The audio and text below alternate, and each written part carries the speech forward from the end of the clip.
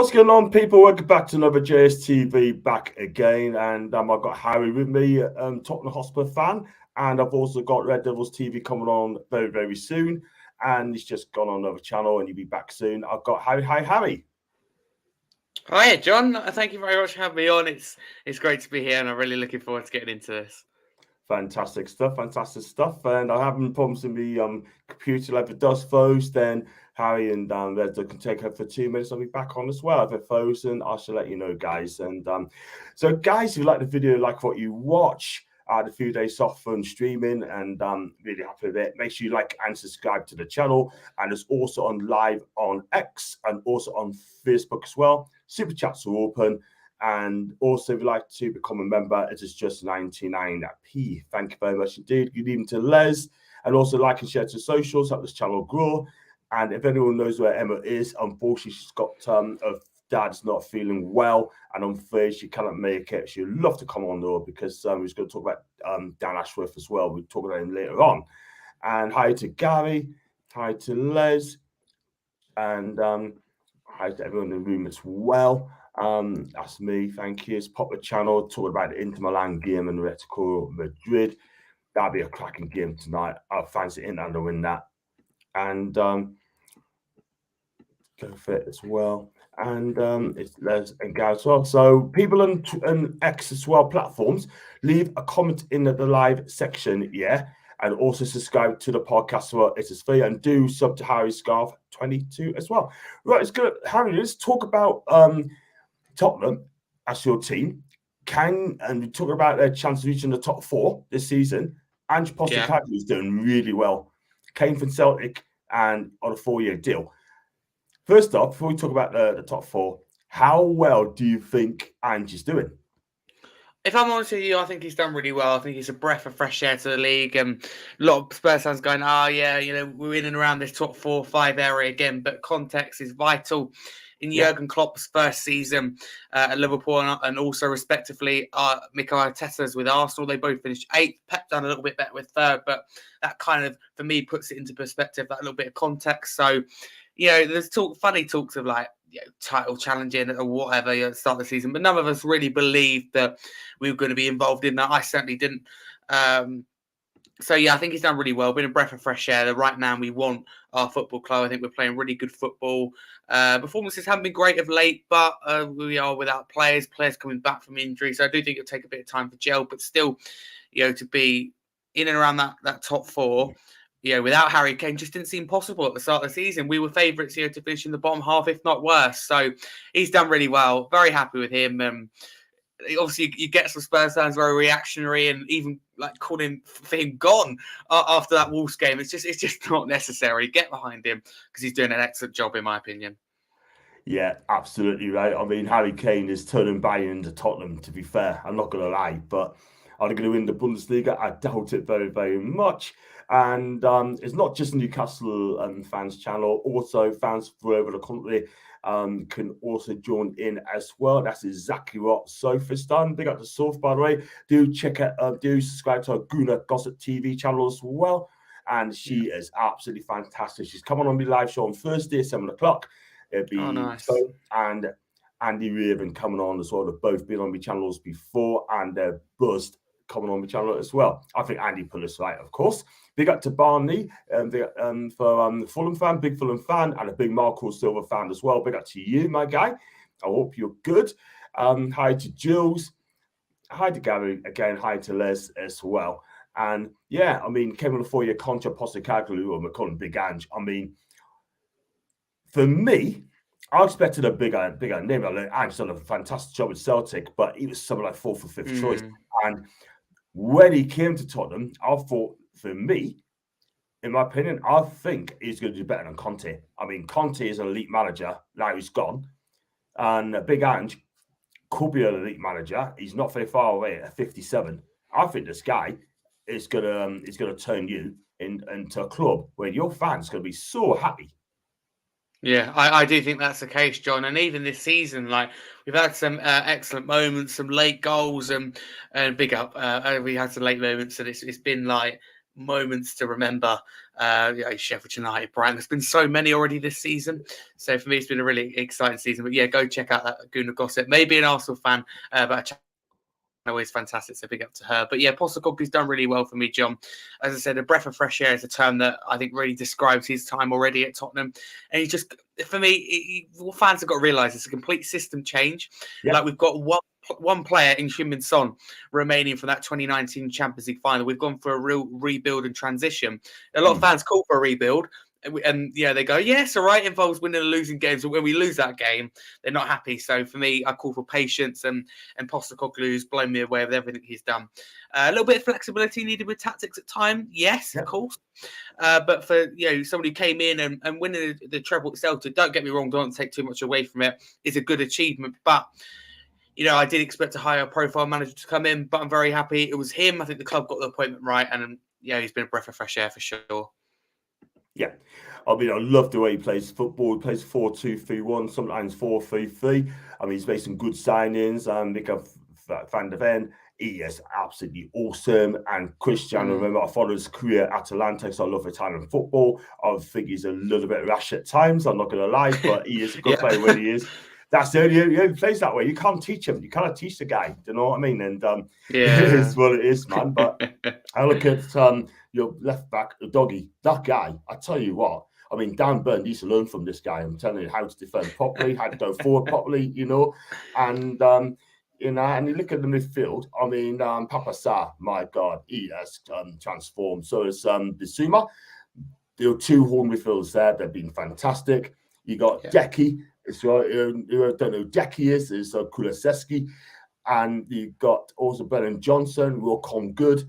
You've also got Son doing some things, and you know what? You got two players that's transformed at this club, right? For me, Bissouma and Richarlison. Yeah, I think that's the two that you've highlighted. I could definitely see why they've been highlighted in terms of Bissouma. Really good at Brighton. Wasn't last season, but it was in a Conte team. So for me, it's just seemed good to see him hitting the levels this season. Richarlison, a completely transformed player. For me, even better maybe than the player we signed from Everton. He's 10, 15 goals, kept Everton in the league ultimately. And now he's playing, with a smile on his face, enjoying it, is having fun. And obviously he discussed that he went through mental health problems, injuries, etc. So just for him, it's great to see him on that pitch. Is he the long-term answer in terms of our number 9? Probably not. But I look at Richarlison and go, with hopefully Europe, ideally the Champions League next year. He's a player that come off a bench, influence the game, could definitely play half a dozen games as well. But for me, I'd alternate him with another striker. Hopefully, in the summer, there's times where we put the ball in the box, there's no one there. I think Arsenal are in a very similar situation to Spurs. Play open, expansive football, but they've got no one on the end of these chances. He hasn't played great in the last 2 games, but hopefully he can regain that form again. It's interesting because him and Son, neither of them seem to play great, and some are saying, can they play together? So it'll be interesting to see how that kind of develops. But yeah, he's had an excellent season before, for sure, and it would just be great to see him get into double figures. Yeah, I kind of agree. I mean, if you look at the league table, I mean, you're 5th. I think you're 5th. Yeah, and 5th, you're doing really well. And Ange's first season, I didn't know what to expect, how you do at Tottenham, will you get the time? And I'll show you get the time. I mean, Danny Levy has got to believe in this manager because he's got a project going. You can't keep changing managers. Yes, Antonio Conte, when he came, I thought, to be honest with you, so I didn't think that was going to work because for me, I mean, he's a fiery character. I think he's an elite manager, right? But he wanted to go to a club where Spurs has already wanted, where teams would have won trophies. That now, Antonio Conte didn't know this at all whatsoever, but he wanted to spend big in the summer, got a back in, and then what finished him off? I don't know if you saw the press conference when they drew 3 each against Southampton. He went on a 10-minute rant. And I watched that video, and once I watched it, right, I watched it very close. I watched it twice, and I thought to myself, this guy's done. He is absolutely done. So it was almost how he's begging for the sack, to be fair. He begged for the sack. And everyone knew this. Yeah, it did feel like that. And to be honest with you, with that interview, there's 2 parts. of me that kind of looks at that. I think overall, the gist of what he's saying at the time wasn't wrong about the players in particular, but also the ownership and the club being run from top to bottom. I think at that time, I think it's different now, but at the time that was correct. However, he couldn't see that here's a problem because we'd be losing games because of his stubbornness and not willing to change things when it's clear as day. When you go, look, we play a team like Arsenal with 3 midfield, but Conte continues with 2 in midfield, get outclassed and outnumbered in midfield, often led to us losing the game. And it happened 6 or 7 times, and we just didn't change. So little things like that, you go, he was the problem. But ultimately, him and Mourinho have won everyone else but Tottenham. It's not a coincidence. However, I think this season, I think the ownership's been very, very stable. I think Ange being also who's been backed in both windows. Of course, the summer's huge, but I think they've done really well so far with the back in. I think in January, bringing in key players, drag us in that third strong centre back, which we just don't usually do at Tottenham. Timo Werner, someone who's versatile, suits the system in the summer. The recruitment was excellent with Van der Vens. A doggy coming obviously back from on loan. Vicario, even Brennan Johnson, I think would turn out good. The recruitment and investment's been there and it's been done effectively. So yeah, I think they've got a solid kind of ownership. But Conte, I'm just glad someone like him is not here because you get your Contes and Mourinho's and whatever you think of them, they don't often leave your club in a positive way. We've got Ange, and I know even if Ange Postecoglou does leave for your Man City's, your Liverpool's and Real Madrid's in the future, I know he will leave us in a good place, and that is a nice feeling. Yeah, I totally agree, 100%. I've got some more comments coming in. Please hit the like button, subscribe if you're new and ex-watchers as well. Please, please, please give our channel a like. That'd be brilliant. Thank you very much indeed. Bigger to Alfie is a big United fan as well. Hope it's going well. God bless you all and all your close ones. Alfie, thank you very much indeed. I really appreciate your comment as well. And we are going to talk about Dan Ashworth later on in the show as well. I'm still waiting for the Red Devil TV to come. I think it's on a pod as well. So he will come on the channel very, very, very, very soon. I want to talk about, talking about big up to Dan. I'm so sorry I'm late, boys. Honestly, I'm so sorry. It's all right. No, that's fine. I knew you said you're going to be late. So we just went on and then I need your comments sort of thing. So Dan, meet Harry. How meet Dan? I met Dan several times. Right, yeah, bit of a rally going on as well, but Spurs beat United 2-0 and then the return as well. So Dan, I think you've been on before, I may not as well. Can you just tell us who you are, how long you've been supporting United, and what's your channel called, mate, so people can find you?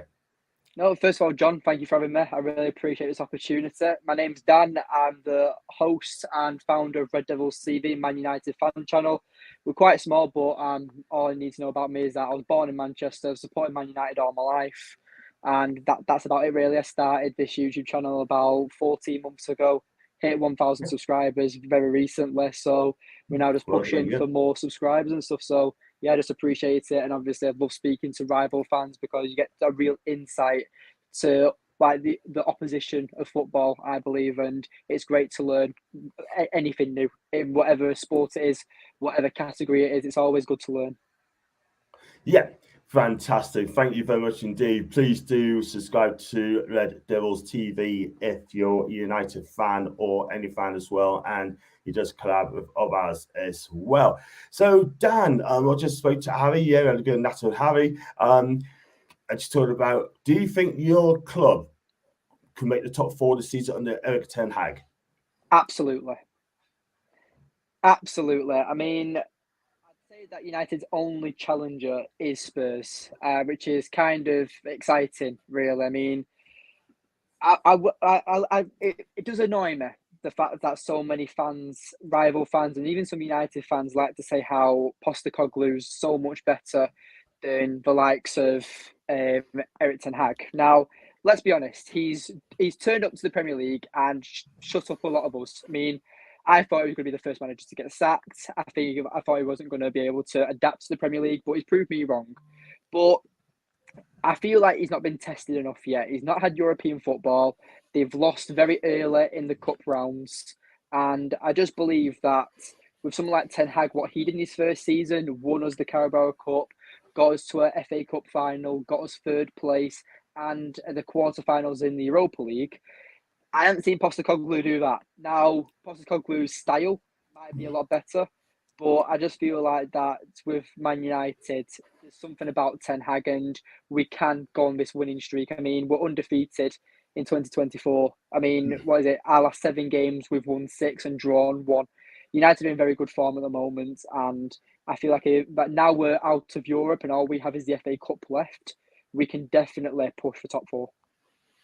Yeah, I think you're absolutely right. I mean, look, he's turning it around, ETH. If I was a United fan, I wouldn't have him sacked because at the end of the day, right, who you get in, I think he's done a fantastic job. You can't keep changing managers. You can't, you have managers like, since Fergie left in 2013, he had about 8 managers there. You had Moisey, you had Ryan Giggs, Jose, Ole, and now Eric. Do you know what I mean? And I think it's 5 or 6, I might be wrong. But I tell you something now, I mean, you got to give the man time. Yeah, it's not an overnight fix. And there's a lot of fans on social media are just bitching around themselves, like other fans as well. And you know what? You've got to believe in Eric. I really think you do. You've got some good players there. I mean, Hoyland's going to be fantastic for you team, for you guys. I watched Forrest's career at Atlanta. Great player. And he will get it right. And you look at the players they've got. Mason Mount is still out injured as well. That is that Manu Kobe? Manu. Yeah, Kobe Manu, yeah. This guy is going to be an absolute baller. I know Lewis Miley should be a pick ahead of him for the England squad, but for me, I mean, he's going to be a whole baller. I mean, tell us more about this guy. I mean, a lot of people's not have heard of him. Yeah, so what you need to know about Kobe Manu is he's levels of, and he's not. I don't think he's 18 years old. Like you'd think he's a well-trained professional who's like in his mid-20s. The way that his composure is top-notch. He's just so calm. He just keeps the simple things, and he makes them look world-class. I'm not going to get my hopes up here because he was injured at the start of the season. But with Kobe Manu, I would just love to know who taught him football because he is absolutely fantastic. And my only issue is that we have to rely on him so much at the moment at such a young age. And an 18-year-old shouldn't have him to be playing this many games. But, if they're good enough, if they're young enough and good enough, let them swim. To be honest, a lot of United youngsters don't really make it. They go out on loan to the Championship or around Europe and they don't really make it. But Garnacho and Manu have really shone in this United academy, and I just love them both. And Ten Hag should definitely focus around them 3 players. Your Rasmus Højlund, your Kobe Manu, and Garnacho, because these guys could be United's most important players for the next decade. Yeah, big up to Nick, by the way, as well. Nick as well. I had on the show a couple of weeks ago. She's a big United fan. Nick's the way. Yeah, she is absolutely fantastic. Lovely lass as well. Yes, nickname Manu Nick. Bless her. She's a fantastic. Harry, I mean, do you think Anne's going to get a new contract at the end of the season? Depends where Spurs finish. I mean, if he gets you Champions League, I think Danny Levy might want to talk to him, might give him a brand new contract, because I think as a fan from outside looking in, right, you got your football back, number one. Number two, right, it's exciting and the fans are so happy. The fans love him. Yeah, I think if the club have any common sense, then they'd commit Postecoglou's long term in the summer. There's no secret this season hasn't been all rosy in terms of it was a free hit. Part of me looks at it and goes, do you know what, for Postecoglou's first season, we've done well to be in and around that top 4 or 5. But part of me goes, we've missed opportunities like against Wolves. And I think Dan, for me, really puts it perfectly into context in terms of Erik ten Hag, for me, he's followed it up now in his second season. Okay, United have an up and down season. I don't think there's any hiding away from that. But he repeatedly said, when I get players back, we'll be all right. When we get players back, we'll be all right.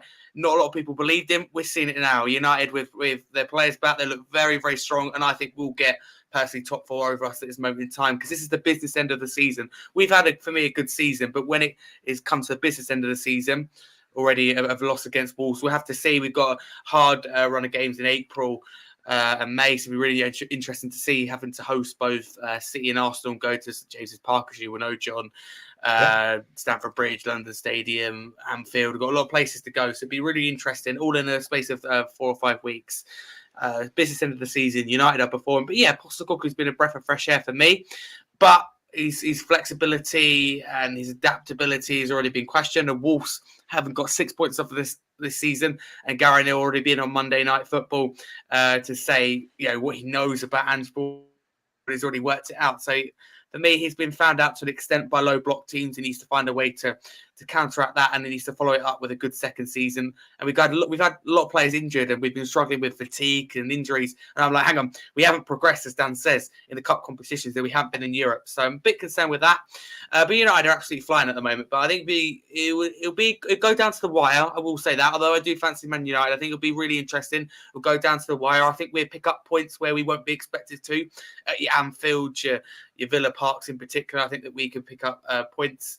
So it'd be really interesting to see. But yeah, Postecoglou, the club need to get him to sign long term, because obviously Liverpool, City in the future. But I mean, you don't want to go into clubs like that, which he could, because if they're looking for any manager. Yeah, looks like all it could be off to Bayern Munich if Tuchel gets a sack. That's very interesting. And I'll tell you what, all he gets it, I really do. Let's go on to early doors. Big to you, my guy. I'd love to come on your channel this week on Sunday if you're free. I'll be free for big up to you, mate. Good to see you as well. Big West Ham United fan as well. Do subscribe to Early Doors Football TV. Get him subscribed. He is fantastic, yeah. Nicky Hawkins, he's not. But talking of Nicky Hawkins, right, from West Ham Fan TV, he put Jeff Stell in his place yesterday. Wow. Big up to Nicky Hawkins, my guy. I love Jeff, but he actually put in his place yesterday. If you listen to it, you know what I'm on about. Big up all in the chat, and big up to Lorraine as well. Lorraine and Philip, hope you're both fine. And there you go. Always a pleasure to have you on the show Sunday. I love to come on, mate. Thank you very much. So I'm definitely going to come on and going to talk the Arsenal Newcastle review. That'll be fun, and it will be games as well. Let's go back to you, Dan. And I'm going to talk about Dan Ashworth. Yeah, I mean, it's well documented all over social media, right? That Dan Ashworth's on gardening leave because he wants to go to United. And the problem is, Newcastle's asking between 15 and 20 million quid to release him from his contract. Otherwise, he'd be on garden leave. Now, I'm going to go through the stats, right? Anthony, 85 mil. Harry Maguire, 80 mil. Casemiro, 60 mil with 10 million add-ons on top, right? And yet, Dan, you cannot afford 20 mil for Dan. What's going on, man?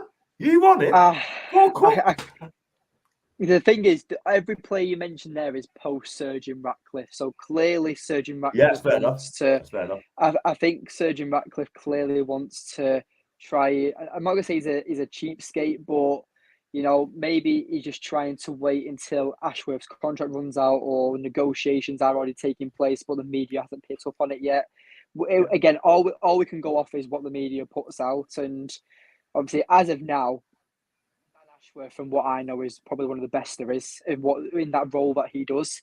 I mean, the amount of recruitment he's done for previous clubs, and especially Newcastle, and just everything else he does. I feel like Ashworth is, like I said, one of the best in class, and United and Sergeant Ratcliffe would be a fool not to get Dan in, to be honest. I mean, Ashworth, I just think that with the whole situation with Ashworth, why is he leaving Newcastle? Because you guys are such an exciting project, and again, United still. I guess we still have that last bit of pull because we're Manchester United. But I mean, even as a United fan, I would say, why is Ashworth leaving Newcastle? Because you guys in the next 5 years will be challenging for titles, and I don't know why Ashworth won't want to be a part of that, to be honest. I don't get it as well. I mean, look, at the end of the day, if he wants to leave the club, then A, we can't stop him, and B, he can't stop an unhappy person just wants to move on to better things, you know what I mean? But like you said there, Dan, we've got an exciting project. I don't understand it. I really don't. But at the end of the day, right, if he wants to go to United, he's going to have to wait. He's going to have to wait till 2026 if you don't fork out the money. Simple as that. But It's not the first time he's been on gardening leave. He had it when he was at Brighton, yeah. And the fact of the matter is, I mean, Brighton fans, Harry, didn't miss him. I mean, they did not miss him at all whatsoever. He'd done that trip before. Yeah, and it's a really confusing situation because I've had like a lot of swapping with sporting directors, CEOs, etc. So it's really, really interesting. And yeah, I don't get like why he wants to leave Newcastle, etc. United project. It is all a bit interesting. So I'll be interested to see where like Dan kind of stands. Obviously, I know your thoughts on the Glazers, Dan, but I want to know how you feel now. Obviously, Sergio and Radcliffe here. In terms of, do you feel more optimistic for the future now that obviously we've seen some change at Man United? Now, I'm not going to be one of them fans who sit here and said, I always wanted Sergeant Ratcliffe, blah, blah, blah, blah, because I don't. The receipts are there. If you go check my channel, you'll hear me say multiple times I wanted the Qataris. Not because of state ownership or the amount of money that they wanted. It was because the reported by articles at the time was that Sheikh Jassim was going to buy 100% of Manchester United. And that's what I was all about, 100% sale. The reason why I didn't favour Sergeant Ratcliffe was because he was going to keep the Glazers in power. So, and the Glazers now still got their tiny bit of shares. But since what Sergeant Ratcliffe has done with his coming, obviously we didn't sign anyone or get any loans in the January window, which was kind of disappointing. But seems like he's completely cleared back of house and getting the right people in the right areas that Man United have lacked for so long now. Obviously, getting Man City's CFO Omar Barreda. We're now going after Dan Ashworth. There's talks about Jean-Claire Blanc and even Pablo Maldini. We've got so many like names that are in that industry and in them positions that would completely revolutionise Manchester United. But with Ratcliffe, that part does give me optimism.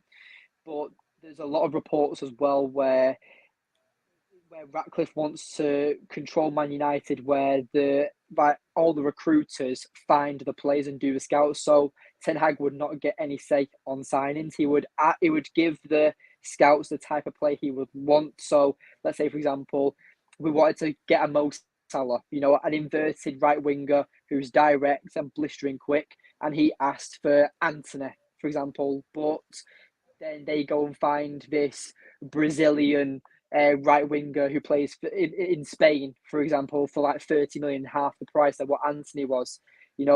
Ratcliffe would then prioritise that over him and say, listen, this guy is similar to Antony. I know he's intended to play that you don't want, but if you want more signings and you want more squad depth, then this is the player you go for. So I'm not going to sit here and waffle like I know every single little bit of detail, but Harry, to answer your question, Ratcliffe is giving me more optimism. He's already talked about renovating Old Trafford or building a new stadium. He's already invested his own money into the club already, which is more than what the Glazers have done in their 18 years ownership in the space of a few months. Yeah, I think it's a pretty good start for Ratcliffe of what he's done at United. Yeah, okay, I think he's going to win you over. Thank you very much for that, Dan. I appreciate that. I've got one there from Jules, right? I mean, big up to Jules. Newcastle existed for Dan, and we existed and grew without him.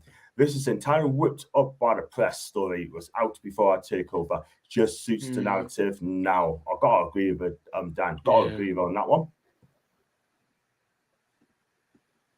And that's all it is on friend. It's on GV. Let's go on to David's comment as well. Hi to David. I hope you're well, mate. Do you think PIF owned clubs in Saudis would buy the high earners Man U once to sell in the summer? That is a very good question, man. I mean, look. I think Jin Rack is going to eventually own a club. I think he'll probably eventually own it, Harry. I think he's going to, in time. He's not going to rush into it yet, but he's got 25% stake of the club. And I honestly think he's going to get that club one day. I think so too. I think in terms of long term, it's like really interesting to hear as well from Dan there. Because obviously I'm a neutral fan. I'm not going to lie. I don't know that much about the situation, but what I do know, is that United obviously got their players back on the pitch, are doing really well, and I think we will see better decisions as well off the pitch. It'll be really interesting to see, Dan. I think that the summer transfer window, who comes in and who comes out of the club. For me, you may completely again disagree with me, Dan, but in terms of with Man United, I think it's equally important, if not more important, to see who goes out the club. For me, there's a lot of players at United that have been here too long, and Martial for me kind of is one of those players that comes to me straight away. That's been here a long while and hasn't been moved on. It was similar to Spurs, and we've now slowly started to shift those players with a new sporting director, etc., coming in. So it's a really interesting situation. Obviously, a lot of clubs struggling with FFP. We played it right with the new stadium, so I think the summer window will be really interesting to see who buys who can spend a certain amount. It'd be really interesting. But yeah, for me, all eyes will be on the likes of Newcastle with FFP and Man United with Sir Jim Ratcliffe. That's fair enough. That's a fair shout. That's fair enough. And go on, Dan. Go on. No, so obviously to answer David's question about Saudi Arabia and Man United players, that's been United's issue for so many years. Getting rid of crap players on high wages. I mean, thankfully Anthony Martial's contract ends in the summer, so that will be gone. But we had reports in mid-January where Martial went on under surgery and is out until April. I mean, from April in January, he's going to earn around, I think it's 4 million from the club by just doing nothing. He's on £250,000 a week. He's just one of them players where, like Harry said, just has been here way too long. He's on a ridiculous wage. And I'm curious to see what Sir John Ratcliffe wants to do. Is he going to implement a wage cap like Liverpool do with the likes of Mo Salah and Van Dijk's? But it's hard to say and predict what Sir John Ratcliffe wants to do at Old Trafford. But yeah, I'd say that selling players on high wages has always been hard. So maybe Saudi clubs will maybe try and go for these players, and I hope we do, because these players that United do have talent.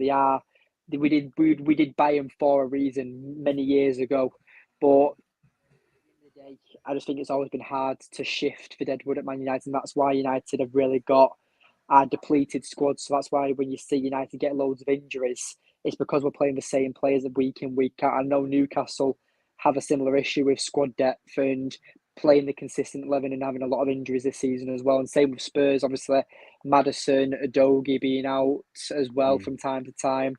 Every team has their injury crisis at times, but I think United we've had, I think it's 27 players out at some point throughout the season. When it comes to injuries, that's what two lots of teams. Do you know what I mean? It's ridiculous the amount of injuries we've had this season.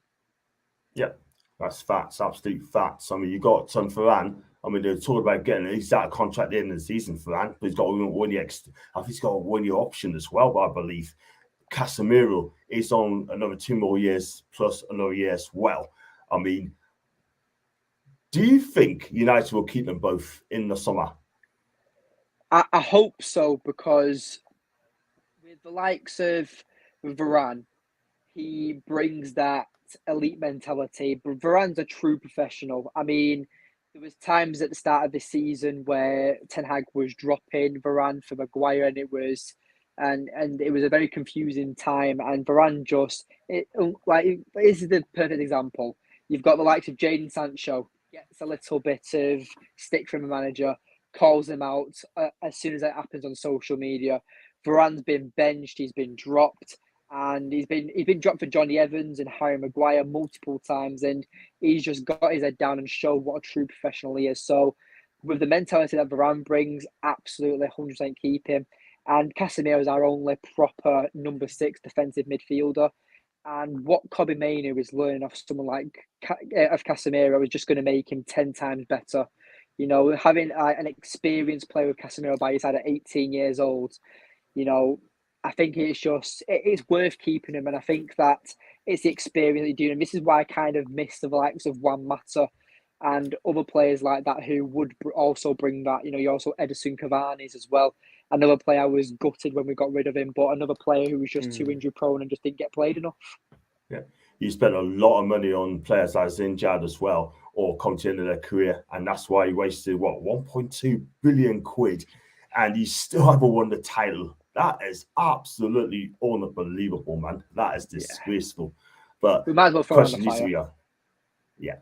True. Let's go for the comments as well. Please get those comments coming in. If you're new to the channel, make sure you like and subscribe. Ex-viewers, if you haven't subscribed, please do so or leave a comment. Thanks very much indeed. Hi to Lorraine again. Dan Ashworth doesn't want to be at Newcastle. He's got to go. Well, Lorraine is on gardening leave.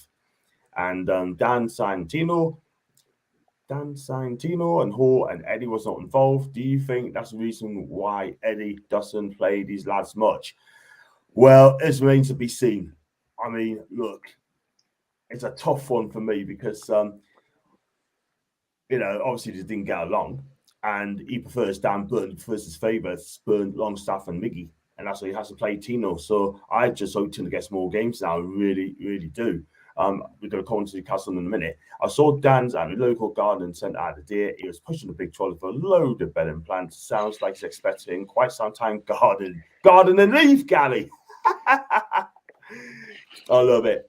There should be a wage cap, then a performance-related pay.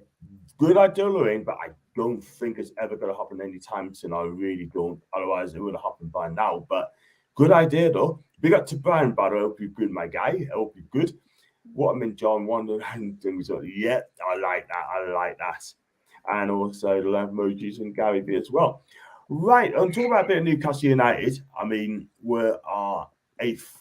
Are we eighth in a minute? I think we're eighth. Yeah, we're eighth in a minute. Yeah, and to me, last season, Harry, we were brilliant. What's gone on in Newcastle United this season? Yes, we had a lot of injuries this season, but we're still doing well. We're to get the players back. Also, we shipped in 20 goals in 7 matches from the defence. The defence has been leaky. The midfield's being blitzed apart as well. What's gone on in Newcastle? Yeah, that's the ultimate question. Because I've been honest with you, I don't think Newcastle are where they'd want to be. If you ask them to start the season, obviously, let's have a look here in 8th place. It's not where they would want to be. They would have hoped to be, I think, probably in that top 4, to be honest with you. You asked them to start the season. But context is vital. Having to juggle Champions League football, which you were incredibly unlucky not to go through in. I mean, it annoys me as a rival fan when I see that penalty decision, I think it was against PSG away. Could cost you getting, what was it? Could cost you getting 2 points, I think, in the end, and that would have sent you through. So, little things like that do change a lot of things, and Newcastle put a lot of time and effort into that. They suffer from injuries.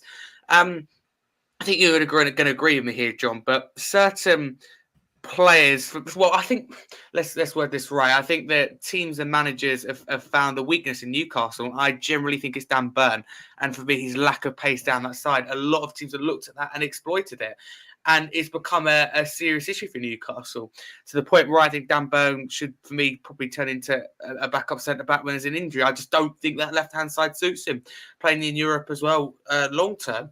It just hasn't got the pace, and when we play you, it's at James's Park. If I'm manager, I'd be saying, go down that left-hand side, play Brennan Johnson, and really stretch Dan Burn. And that's what you do with a bit of common sense. I think, that weakness in Newcastle has been found out, but obviously injuries have been substantial. Tonali at the start of the season, that was, not the start to the season you wanted. Ultimately, I think AC Milan kind of were very clever with that. So it's a lot of things mixed together, but in the end, if you can get in that top 6, 7, it still wouldn't be a bad season for me, all things considered. Have to juggle Champions League as well. I'm very unlucky not to get through that, but I still think there's exciting times ahead for Newcastle. But the frustrating thing is Newcastle got the money to spend. They can't because of FFP. So then you look at the stadium, you go, what can be done? So there'll be a lot going on at Newcastle right now to be able to spend that money. So I think the future's exciting, but I think it would take longer than even the owners of Newcastle themselves would have thought it would have taken. Yeah, I thought it's a fair shout there, Harry. Absolutely right there. I mean, Dan Burn's a problem. Dan, for us in a minute. Look, I'm not going to criticise Dan, but he's a centre back, not my left back. I'm not going to lie. But at the end of the day, like Harry said, he's been exploited. I mean, he's got done by Ilanga. He got done by Semenya last week. And he's got done by quite a few players on that side as well. And you know what? Yeah. He's got a sack of the face on Saturday. Good luck with that. they're going to target him big time on Saturday. They will. Oh, absolutely. Could I just They jump will. in on something what I've picked up on Newcastle this season? And there's quite a few factors, but I don't think Got to it's talk around just. this. I just don't think it's just Daniel Byrne is why Newcastle have really struggled. I mean, let's be honest. Obviously, the way Newcastle have been losing and dropping points this season happens with the same style of team. And let's be honest. Obviously, with Eddie Howe and his system, this is the way how you beat someone like Newcastle. You match the aggression, you match the tempo. You don't let you don't let Newcastle control the game. I feel like when Newcastle go put up against very aggressive sides, that's when you intend to struggle. And obviously, with teams that have pacey wingers, they'll also obviously target someone like Daniel Byrne, who is seen as you could say a weak link. But every team has their weak links. You know, I'd say that Bruno Fernandes is a weak link of Man United. Harry, I'm not sure who yours are. You could probably say someone like Porro maybe commits himself a bit too far forward. I'd say Romero, if I'm being honest, Romero I think would be our weakness. Yeah, because Romero seems to get booked every single week. But, you know, there's every team has their weaknesses. And I just believe that because a team like Newcastle as well, I think they also overachieved way too soon. You know, went from no European football at all to the gigantic league. You know, they're in the Champions League, and they unluckily get the group of death as well. You're getting probably one of the toughest groups in Europe that any team could struggle against. So there's always, especially in group stage games, there always has to be one loser. And watching that group of death, I admired Newcastle because United, we finished last and we had Copenhagen and Galatasaray and Bayern Munich. You know, I see Newcastle going toe to toe with PSG. I see obviously AC Milan as well. It was AC Milan, was it Inter Milan? I'm not too sure, but I know it was, and Dortmund as well. I know you did incredible. So you should really be chuffed with yourselves. And no doubt when you do end up in Europe, I feel like that maybe Conference League is a better stepping stone for you guys this season. But I just feel like that you overachieved way too soon. And just getting that squad depth, Eddie Howe needs to drop his favourites. It's took Ten Hag long enough to drop Antony. I mean, Antony has finally been dropped to Man United, and now we're seeing United be a lot more balanced in the front three. Sometimes the manager just needs to swallow their own ego and think about the team. You know, Dan Burn probably is a very good player, but Harry said, maybe it's his time to become a backup centre back, or maybe start playing him alongside someone like Sven Botman or Shah. Yeah, 100%. I mean, look, by the way, we're not criticising Dan Burn, but we're just going to judge him on his performance this season. And I'm afraid he's been found out. I mean, look, I've been told that Eddie's been found out as well with his tactics because the way we play football, and we're just not doing anything about it. But I'm Eddie in all day long before people think I'm going to go in. I'm not having to go with Eddie, but I'm Eddie in. But I think next season's going to be massive for him. Absolutely massive. And let's go on to some comments as well. Big up to Joppy. I'm gonna discipline you if you keep being late, my guy. Yeah, but welcome anyway. He's always late for me, sure, and that, but we love him anyway. Loving it anything way.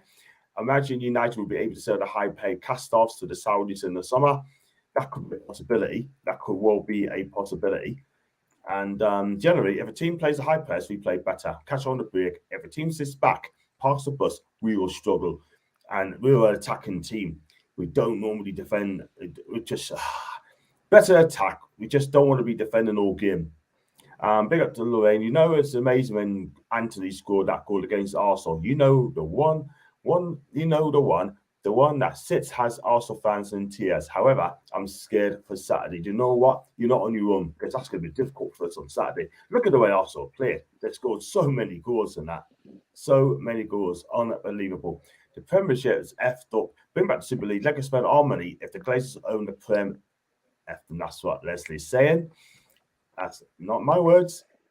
Just to jump in there, John.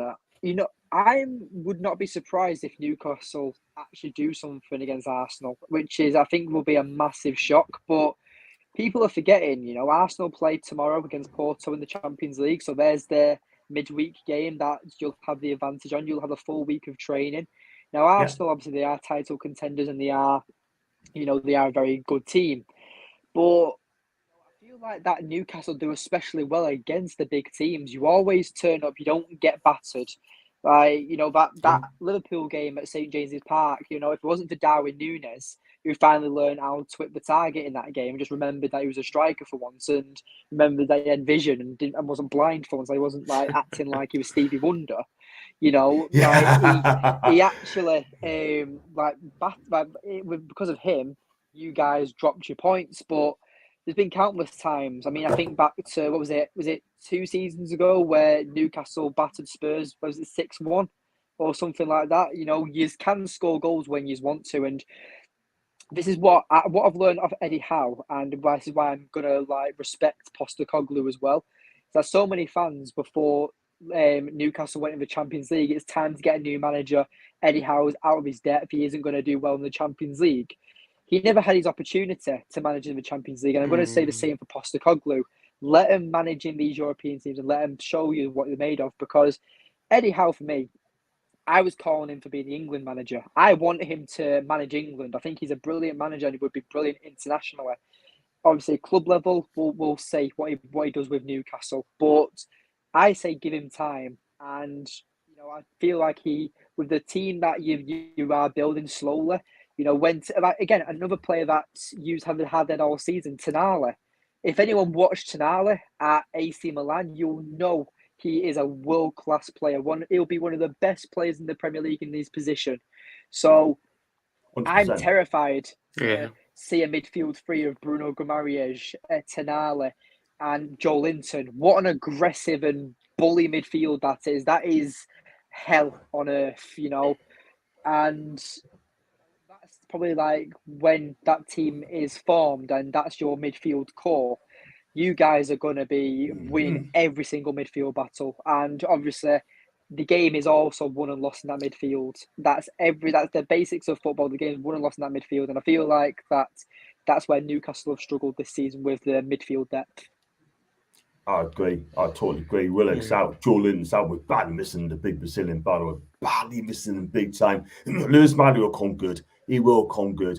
And absolutely. Sean Longstaff, I mean, look, on this day is good. On other days, he gets found out quickly. Bruno does a lot of things in the midfield. But again, next season, I think it's going to be very exciting for Newcastle United in that midfield. One thing we need to do, Jordan must sign that new deal. He must sign a new contract. Otherwise, if he goes, we are going to miss him. Will he PF by the Premier League? I can't see it, David. I can't see it, mate. I'm afraid. Big up to Alan, by the way. Bit late, had to collect a neighbour from the Freeman's Hospital. Thank you for letting us know, mate. And hope Alan is fine. He's a big one-up merchant, by the way, guys. If you look for a manager, he loves to give you a few tips as well, and he's always wrong. I can't find the EQs. That's Chipotle and a moose. Let's go on to even to Alan, and let's go on to Top Boy Junior. Big up to you, my guy. Hope you're good. Did you notice ASM liked Newcastle's post on putting Ashworth Garden leave? Probably the reason he got sold. Yes. I'm gonna have to look at that, man. And guys chatting to Jules. Let's go on to, well, we're hoping for the two are going to pull it off out of the bag on Saturday. Well, Dan thinks Newcastle could get some out of the game. I hope he is so correct. I'll be there on Saturday, by the way. I'll do my match day vlogs as well. So keep your eyes peeled for that one. And young Mag and feel free to mill or he stays in his garden. Longstaff out. LM67 in. I like that. So, I mean, Harry, do you think, come on, Eddie Howe, all right? Do you think Eddie Howe is still the right man for the job for Newcastle United? For me, I say yes. Do you think he is, or do you think we should be in a conversation for someone else? Do you think he's the guy who's going to get us a trophy or win a title? Listen, and I hope that Newcastle stick with him. I really do, because for me, if Newcastle are going to do it the right way, then they will back Eddie Howe. Look, getting Champions League football last season for Newcastle, keeping them in the league the season before. What he's done already is incredible. For me, his story with Bournemouth is inspirational, and you don't see it in football a lot to that level. That just from bottom to top is just incredible. For me, he's the right manager. And Eddie Howe, look at Eddie Howe and go, he's a manager who can get the best out of players that you wouldn't have thought we could have. Like Joelinton for me is a prime example. He's done it at Bournemouth before. So yeah, no, for me, he's the right man for the job without shadow of doubt. Of course, you can bring these managers in that win you trophies, but as we've spoken about before, obviously Dan came on, that like your Contes, your Mourinho, they just don't leave the club in a good place, and you don't want that. With Eddie Howe, for me, he will still leave the club in a good place, and for me, think he's the right manager without shadow of a doubt. I don't think it's disastrous for Newcastle. I think the season is still salvageable, but at the start, obviously, there would have been higher hopes. But there was for Tottenham as well. If you go 10 games in, that 10-game unbeaten run, I would have, sitting here would have said to you, I think we really can get top four, so I don't at this moment in time. So a lot does change throughout the season. Newcastle, as I said, a lot of injuries. Europe has been a big part in that, but Eddie Howe for me is the right manager, and I think will be a future England manager, as Dan rightly says. Yeah, totally agree. Absolutely agree. I mean, for me, I'm a massive fan of Eddie Howe, and I think he's going to be really project. I mean, Alan, I agree with Alan a little bit. He's our project big time. Everything's over reporting info for a while. No, it has been for a while, Macca. Tell that in a few. He's just taking some time away. Taking some time away as well. And thanks for your concerns, Macca. I hope you're well too, mate. And you take care, Gaza. You take care. Eddie's our project. David Ashworth. I guess you mean Dan Ashworth, yeah. Dan Ashworth, bless him. So doesn't want to be here, so he's got to go. Good riddance. Wow. Lawrence on the fire. Yeah, Jules has backed up as well. And you take care, Gaz. Newcastle should definitely back him. This season is far from over and still can finish high up the league. Totally agree. We get our players back, we could go further. And the Red Devils want that dirty old money. Okay. Get that. Gaffer's going nowhere. Alan, Lorraine, Gary, and Eddie's fantastic. We need to keep him and keep him well. That's a Jopadani. There you go. Right. We're going to close the show in a few minutes' time because, I know you guys are busy. But, I mean, Harry, I was going to say, I've got to ask you as well a couple more questions. Where do you think Spurs will finish at the end of the season? That's the ultimate question.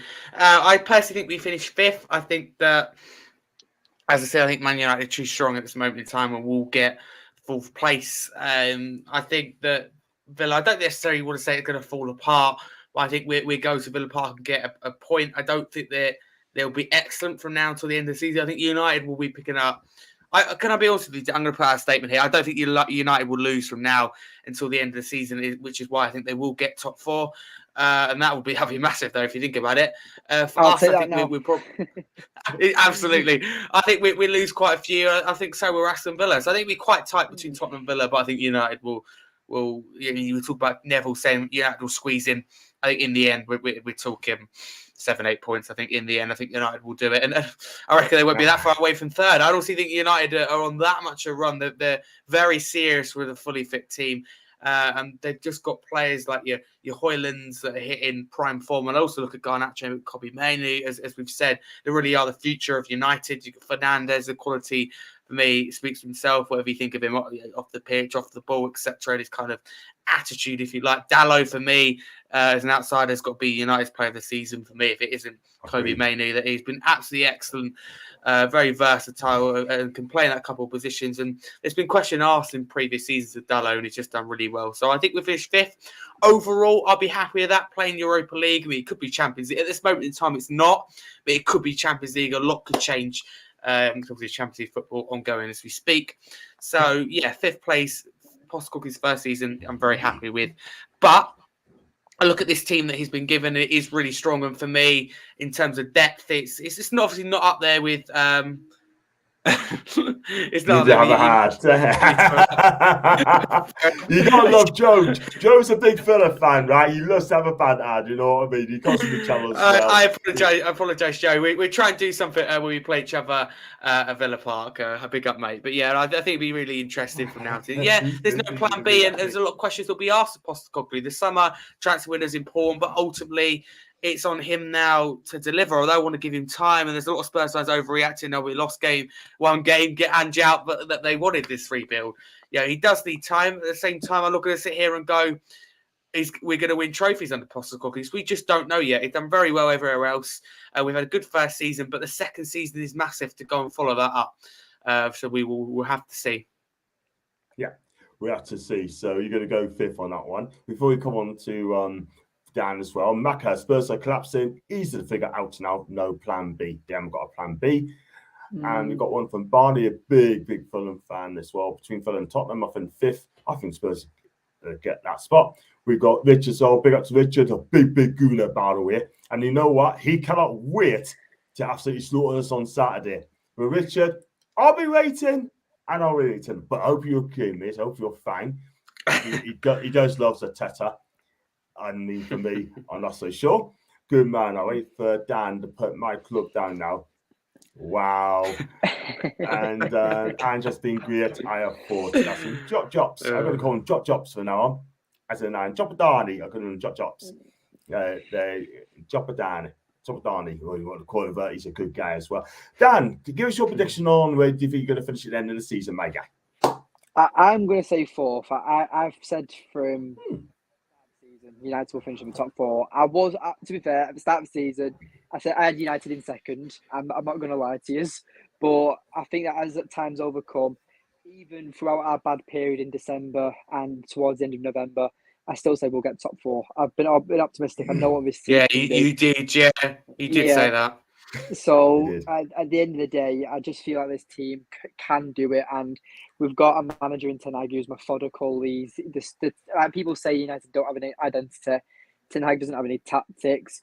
We do.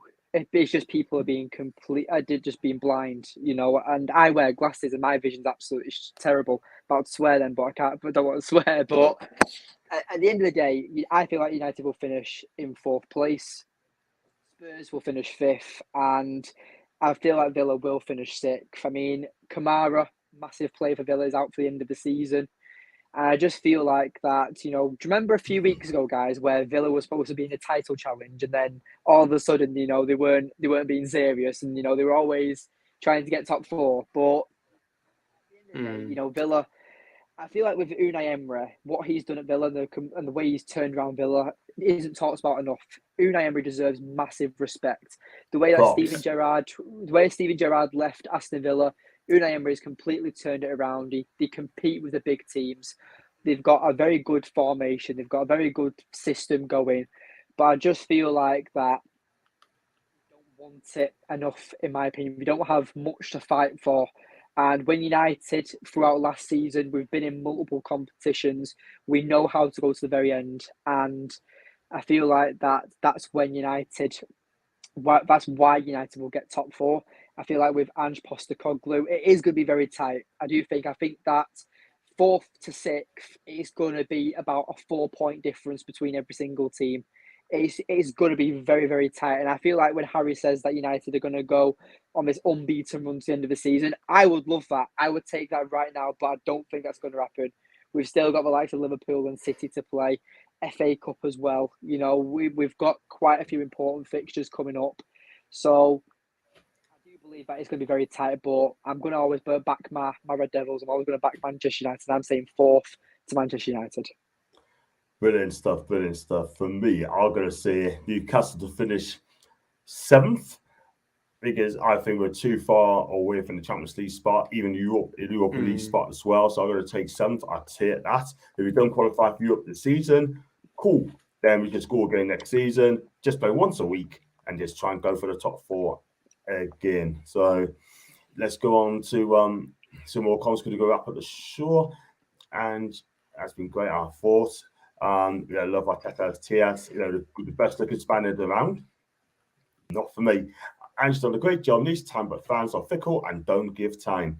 Spot on. Max, that's a very good point, Max. From the Arsenal point of view, it's top three. That's for Richard. I believe they're going to get top three this season. You're not bad. That's from Joe. That's from Dan. Dan, what if you finish under the Toon at the end of the season? It could and will happen.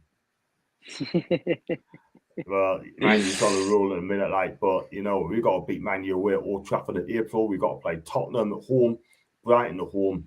Those are the games that tell us if we're going to get in Europe or not. We should see. It'll be an interesting game on Saturday. I think we'll give you a good game on Saturday. That is Barney, a big Fulham fan as well. We're going to wrap up the show. I've got Lorraine, 216th position and 6.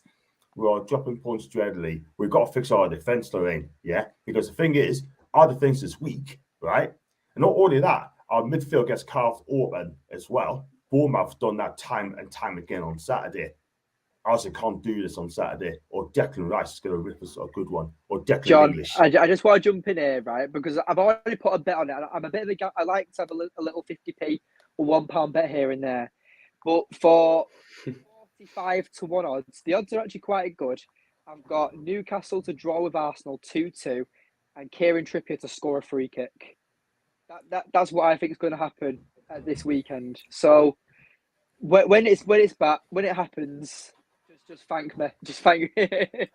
I will do. I honestly think this game's got a draw written all over it. That's just my opinion. I've just got a feeling about it, and I feel like that due to your poor performances. Obviously, you'll be a bit down. Arsenal are in great form. Obviously, they've scored. They battered West Ham. They battered Burnley. But I generally think that you're not giving yourselves enough credit here. Remember the team you are, and I feel like that with a game like Arsenal, this might be the motivation and spark that has been needed in this Newcastle team for a few games now, and something's going to ignite in this team, and the spirit's going to be back in this game, I think. Yeah, very true. I think things can happen, you know what I mean? And I think it's going to be a good game. I'm going to enjoy it. So let's hope we get some out of the game. I'll take a point. We need to have a viable fit striker that has games under the belts, which we don't. And we haven't had it for how long? All season. We've got to get 2 strikers in the summer. I mean, Callum Wilson for me. I mean, as much as I love him, I think he needs to go on the pastures new. That's my opinion. We need to move on now. It's as simple as that. 2-1 to Newcastle. We need something like a Fico, something out of the blue. That's some jobs. Right, we're going to end up the show there, guys. I really appreciate it. Thank you so much indeed. This is going to be an hour, and I think you've done really well to do that. And before we go, just going to look at it. Harry, we ask you first, where can we find you on your socials, please? Yeah, firstly, John, thank you very much for having me on again. So I really do appreciate the opportunity. When we play each other at St James's Park, hopefully we can do something else. You're more than welcome on my channel as well. If you want to follow me, you can Harry Scarf 22 on X, as it's now called. Need to get used to that, or on TikTok. But also, I have my own channel, Scarfy's Personal, where we do match previews, instant match reactions, match day vlogs, and weekly live shows every Monday at 8 p.m. We sometimes do some pre-recorded episodes and that as well. So do go check that out. And if any of you in the chat as well have any channels or on socials, I will also follow and subscribe. So if you could go check that out, it'd be great. Have a lot of rival fans on as well. Really keen to get all of your opinions. So massively appreciate it. Go subscribe to John's channel and also Dan's Red Devils TV. I've had the pleasure to go on there a few times as well. And we will be definitely, hopefully, doing something next season. So don't want you to get top 4, Dan, but wish your channel all the best. You agree, man. Don't go away yet. We'll do quickly backstage. Dan, can you tell the viewers where we can find you on your wonderful channel? Yeah, thank again, John. Thank you for having me. I apologise for being late as well, but yes, thank you for having me. Like I said, my name's Dan. Red Devils TV is the place to be. We had a special guest on this evening as well. We had Faz from the United stand. He came on this evening as we discussed United's player of the season. That was an interesting talk, let's say that. But no, I appreciate it. We try and do daily content, but obviously due to personal reasons and work and stuff, sometimes you don't be able to get content done every single day. But yeah, Man United fans, any fans are welcome on. United fans, neutral fans, any fans, you could come on Red Devils TV and try and explain why the blue card's the best introduction into football since Maradona's Hand of God. But, if you want to come and spout BS on my channel, you're more than welcome to. But yeah, thank you for the opportunity for having me on tonight, John. And yeah, if you go give me a subscription, I really appreciate it. I've already done it, man. I've already done I it. appreciate it, bro. Thank you. If you do it to me as well, that'd be amazing. Thank Already you done very it, mate. much. Already done it. Thank you, man. Thanks so much indeed for that. I really appreciate that. And we've got some 1,000 subs plus, and I'm not just so made up. And without you guys, I wouldn't have a channel. It's as simple as that. So yeah, so for me, and thank you, Lorraine, thank you, Barney, thank you, everyone in the chat as well. And thank you for dropped on as well. Thank you so much indeed for that, mate. And if you like the video, like what you watch, make sure you please hit the like, subscribe button as well. And also as well, I'll be back on Thursday for the preview with Sophie and Andy, both top Arsenal fans. So they're going to show some love. I'm going to show them some love as well. And join us for that. I'll do match day vlogs on Saturday at the Emirates. Do hit us up for that as well. I'll be doing like short interviews with fans as well. So guys, like the video, like to watch, like, subscribe. Thanks for joining. As always,